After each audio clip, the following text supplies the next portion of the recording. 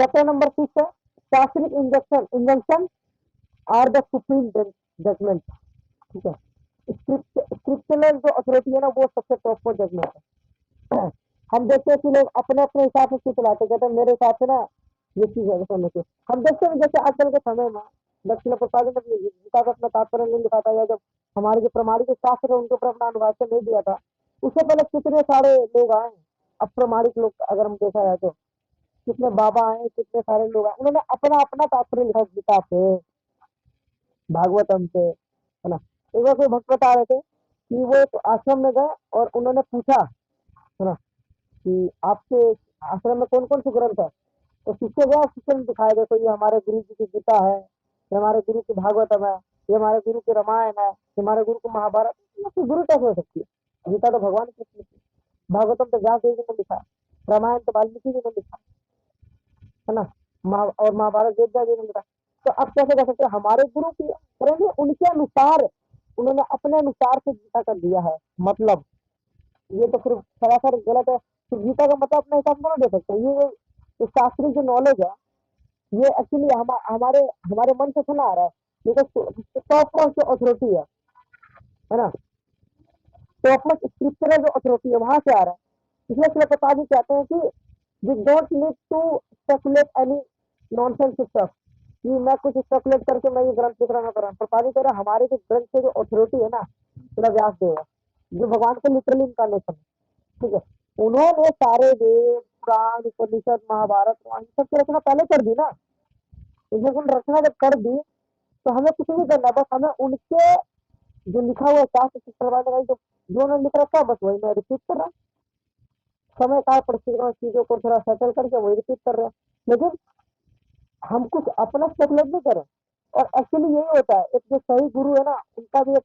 यही होता है कि ना उनको जो अपने प्रमाणिक किसी ज्ञान मिला ना गुरु परंपरा के माध्यम से, वो एज इट इज डिलीवर कर दे, बिना किसी अडल्ट्रेशन के, बिना किसी उसमें डेविएशन लाए बिना। ठीक है, जैसे पोस्टमैन करता है, उसको जो लेटर मिलता है पोस्ट करने के लिए, उसको खोल के कभी नहीं देखता, उसको मिला एज इट इज डिलीवर, यहाँ से नहीं जिसने स्थान तक दे दिया। ऐसा नहीं कि खोल कर देख रहा है कुछ वर्डिंग वर्डिंग चेंज कर रहा है, ऐसा नहीं होता। अगर तो एक जो सही जो शिष्य है उनकी भी एक पहचान होती है, जो उन्होंने अपने स्पिरिचुअल मास्टर से क्वालिफाइड स्पिरिचुअल मास्टर जो सुना हुआ है उसको एज इट इज अगर रख पा रहे हैं तो दैट्स गुड। ठीक है, ये तभी हो पाएगा। इसलिए हम देखते हैं कि शास्त्रों की जो अथॉरिटी है, जजमेंट है, वो सबसे टॉप पर है, परफेक्ट है। ऐसा क्यों है? ऐसा इसीलिए क्योंकि जो ज्ञान है भगवान कृष्ण ने दिया पहले ब्रह्मा जी को, और ब्रह्मा जी को ज्ञान दिया था बोल के, तो ब्रह्मा जी ने पूरा ज्ञान उनके हृदय के माध्यम से दिया था, पूरा सुन के। और अच्छा इसके बाद फिर ज्ञान मिला नारद मुनि को, नारद मुनि व्यास जी को दिया, व्यास जी ने मध्वाचार्य को दिया। फिर ऐसे करते करते चैतन्य महाप्रभु, फिर अपना हमारे छह गोस्वामी, है ना, फिर शिला जगन्नाथ दास बाबा जी महाराज, फिर भक्ति विनोद ठाकुर, गोरकिशोर ठाकुर, भक्ति स्थान ठाकुर प्रसाद जी, शिला हमारे शिला प्रसाद जी। उसके बाद ये करके फिर अब ज्ञान धीरे धीरे हमारे पास आया, है ना। अगर बीच में अच्छा इनके बीच में डेविएशन भी आए, लेकिन अब जब डेविएशन आ गई कोई बात नहीं, अगर चीजों को ठीक कर दे फिर स्टार्ट हो जाता है फिर से।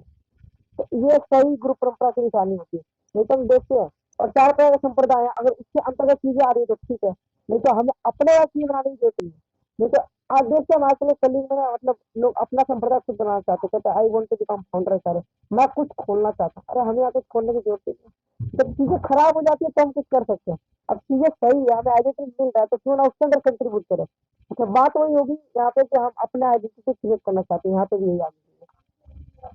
तो एक्चुअली ऐसा करने में लाभ तो है, समय की बर्बादी है और चांसेस है कि हम डेविएट होंगे, क्योंकि जो भगवान कह रहा है वो छोड़ के अगर अपने चीजें कर रहे हैं तो फिर बाजी कहते हैं कि मेरे को इस समय तो किताबें लिखने की जरूरत पड़ रही है, ऐसे समय तो किताब लिख रहे हैं, प्रिंट कर दे रहे हैं लोगों को। कि ऐसा इसलिए है क्योंकि पहले के समय में जो लोग होते थे ना उनको ज्ञान ना ओरल रूप में मिलता था, श्रुति के माध्यम से बोल दिया किसी ने और सुन लिया, इस तरीके से ज्ञान उनके हृदय में प्रकाशित होता था। लेकिन अब देखते हैं कि जो कलयुग का समय है ना, कलयुग के समय लोग की बुद्धि इतनी ज्यादा जड़ हो चुकी है ना, बिल्कुल एक जगह पे इतनी जड़ हो गई है कि उनको बोल के तो समझ आता नहीं। इसीलिए फिर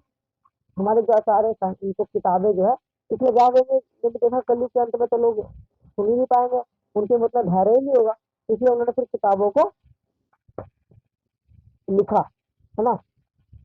रिटर्न फॉर्म में उन्होंने लिखा बुक को, फिर धीरे धीरे अभी हमने देखा, क्योंकि अब हमारी बुद्धि बहुत ज्यादा होती है एक्चुअली, क्योंकि ऐसा ऐसे लोग तो हमने तो लाइफ बहुत कॉम्प्लिकेटेड बना दिया,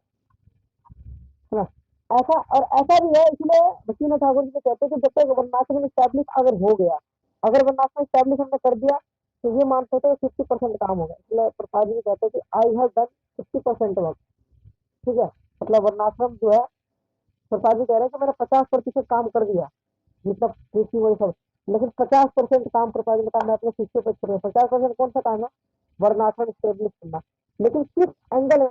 नोट इन कर्म कांडी, ऐसा नहीं, एक एक बोनिफाइड वे में, और एक भक्ति के वातावरण को रखते हुए, ऐसा ना हो जाए कि मनासिब स्टैब्लिश करने से भक्ति उड़ गई,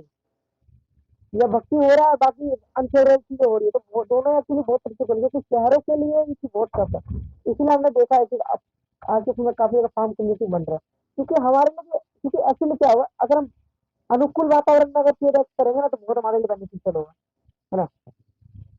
इसलिए कहते हैं कि अगर हम किसी एंट्रेंस एग्जाम की तैयारी कर रहे हैं, तो कोई हमें अगर अच्छा अध्यापक मिल जाए, तो चांसेस होंगे ना कि हम उस एग्जाम के अच्छे से प्रिपरेशन कर पाएंगे, कि उसी तरीके से अगर हम भक्ति भी कर रहे हैं, अगर हमें अनुकूल वातावरण मिल गया, तो ये चांस तो कम से कम गलत चीज तो हम नहीं करेंगे, क्योंकि एक व्यक्ति के अंडर अगर हम कार्य करेंगे, चीजें अपने आप ही गलत होगी, नेचुरल है ना इसकी, तो इसीलिए है, क्योंकि शहर का लाइफ इतना ज्यादा, हम देखते हैं शहर की लाइफ कैसी है एक्चुअली, भागा दौड़े वाला जीवन है, तो अस्त व्यस्त, मतलब 24 आवर्स इंगेज, हमें 24 इंगेज रहता है भगवान की सर्विस में,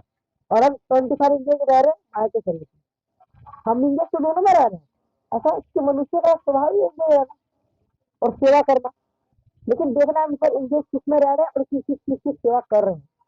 हमें टेम्पररी सुख नहीं देखना, हमें परमानेंट हैप्पीनेस देखना, परमानेंट हैप्पीनेस क्या है, भगवान की चीज की सेवा करना, नॉलेज ब्लिस इटर्निटी कब मिलेगी, भगवान के धाम में, सब कुछ आनंद, ये हमारे आत्मा का एक्चुअली रियल आइडेंटिटी है, लेकिन हम, और कहीं ना कहीं भौतिक संसार में हम यही चित्र ढूंढते हैं कि मेरे को पूर्ण रूप से ज्ञान हो जाए, है ना, और पूर्ण रूप से मैं खुश हो जाऊं, और हमेशा के लिए मैं चिंता रहूं, ये तीन चीजें हम ढूंढ रहे हैं, आत्मा ढूंढ रहे हैं ना तीन चीजें, लेकिन तीनों में से कोई भी चीज हमें मिलता है, भौतिक संसार में नहीं मिलता, हम मरते भी है, पूरा ज्ञान तो मिलता है, नहीं भूल जाओ, और पूर्ण रूप से हैप्पीनेस मिलती नहीं है, लेकिन ये कार्य कब वगैरह भगवान की भक्ति करते हैं, के बाद आचार्य कृपा से, भगवान की कृपा से, मर्जी से, भक्तों की मर्जी से जब सेवा करके हम अपने आप बिल्कुल झकझोर देते हैं पूरा, तो वो जाके हमें उसके लिए चीजें मिलती है, नहीं तो ऐसा नहीं होगा बिल्कुल हम अब भूल जाइए कि मैं यहाँ पे हैप्पीनेस यहाँ नहीं मिलेगा, क्योंकि गीता के अनुसार भगवान खुद कहते हैं, ये जो भौतिक संसार है, भगवान कहते हैं ना कि ये भौतिक संसार मैंने बनाया दुखालय में शाश्वत में, लेकिन हम अपनी कहते हैं नहीं भगवान दुखालय नहीं है, यह सुख है, सुखालय, भगवान कहता है बेटा मैंने बनाया, मेरे को पता है कि जिसने बनाया है इसको पता होगा, जैसे कोई सॉफ्टवेयर बनाता है ना, तो सॉफ्टवेयर बनाने वाले व्यक्ति को पता है कि सॉफ्टवेयर के अंदर क्या गलतियां हो सकती है, जो चला रहा है उसको नहीं पता चलेगा, उसका बग नहीं ढूंढ पाएगा, लेकिन जो बनाया उसको जरूर पता होगा डीप में कि क्या गलतियां है, इसलिए हमारे प्रयास होना चाहिए कि हम जो भी लाइफ में करें, एक शास्त्रों का दृष्टिकोण चीजें करेंगे तो बहुत प्रैक्टिकल होगा, क्योंकि हमारे शास्त्र ना बिल्कुल बृहत रूप से कार्य करते हैं और दूरदर्शी है बिल्कुल शास्त्र, तो हमारे शास्त्र छोटे लेवल माइन्यूट लेवल तक नहीं छूटते, आगे का सोच के देखते हमारे शास्त्र, लेकिन साइंस में हम देखते हैं कुछ सालों के लिए होता है, 5 साल 10 साल, फिर अगले अगले साल कोई और टेक्नोलॉजी आ जाती है, कोई नया इन्वेंशन करते हैं, कहते हैं वो बेकार है, ये ठीक है ना, इसलिए हमारा प्रयास है कि हम जो भी लाइफ करें शास्त्र को दृष्टि से करने का प्रयास करें, ताकि हम कुछ कंट्रीब्यूट कर पाए और जीवन सार्थक हो। हरे कृष्णा शिला